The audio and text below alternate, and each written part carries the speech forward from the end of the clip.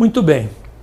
O fim da era Vargas, né, a deposição do seu regime, né, na verdade o suicídio de Vargas foi uma deposição, né, do grupo que ele representava do governo, né, e a era seguinte, que é uma era já pós Segunda Guerra Mundial, né, na década de 50, sobretudo a segunda metade da década de 50, é um período caracterizado por um grande crescimento econômico, motivado pelas necessidades econômicas de reconstrução da Europa destruída pela Segunda Guerra Mundial. Então nós assistimos no Brasil, desse período, novamente um surto industrial e, consequentemente, um revigoramento, né, do mercado de trabalho urbano e industrial. Então, por exemplo, se pegarmos o governo Juscelino Kubitschek,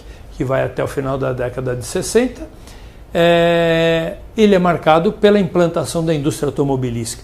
Isso é um momento histórico fundamental para a gente pensar a história do trabalho, a história das lutas sindicais, as lutas pelos direitos do trabalho no Brasil. Porque a implantação da indústria automobilística de uma forma concentrada, que foi um erro de cálculo, hoje, olhando o passado, pode-se ver assim, isso para efeito de entendimento das escolhas políticas da elite econômica dominante, foi um erro concentrar toda a indústria automobilística e a indústria de autopeças no ABC. Por quê? Isso provocou uma grande migração de mão de obra, sobretudo de nordestinos, né? Lula mesmo é um nordestino, como todo mundo sabe, né? Houve essa maciça migração de dezenas de milhares de nordestinos para ocuparem os postos de trabalho nessa nascente indústria automobilística, só que isso significou ao mesmo tempo, né, o empoderamento dos sindicatos, sobretudo aqueles ligados ao setor metalúrgico, né, que é o que nós vamos perceber no final da década de 50, começo da década de 70. No entanto, nesse momento, como a massa salarial desse setor industrial metalúrgico era significativamente maior do que no resto do Brasil, sobretudo se compararmos com o Nordeste, da onde eram oriundos dezenas de milhares desses trabalhadores, né?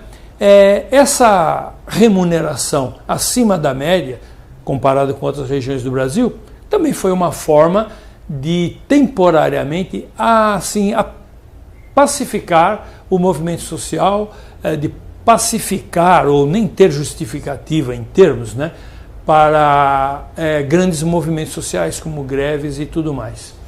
Então foi um período assim de estabilidade social no Brasil, esse governo do Juscelino Kubitschek. Quando nós entramos na década de 60, né, de 1960 em diante, esse modelo industrial um tanto quanto montado de cima para baixo já apresentou indicativos de alguns equívocos na sua escolha, na sua montagem. E nós tivemos no ano de 1961 uma grave crise da indústria automobilística. Ou seja, tivemos uma crise de superprodução de automóveis, né, e que isso gerou, né, um movimento de desemprego, de instabilidade aí nessa região do ABC, e que também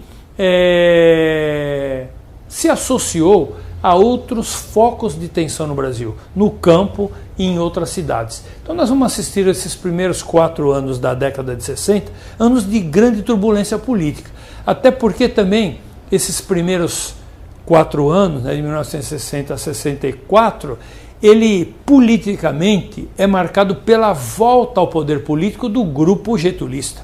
Então nós vamos ter em Jean Goulart, no presidente João Goulart, em Leonel Brizola, em outros dirigentes políticos do governo do Vargas, uma retomada, né, daquele comportamento político protecionista, paternalista, assistencialista que marcava o PTB.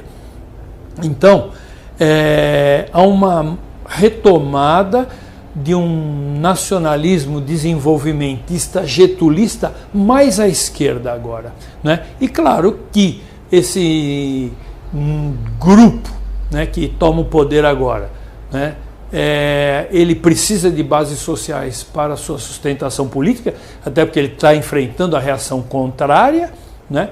E ele vai se apoiar exatamente em cima da classe trabalhadora, exatamente em cima dos sindicatos, a exemplo de como fazia Getúlio, né?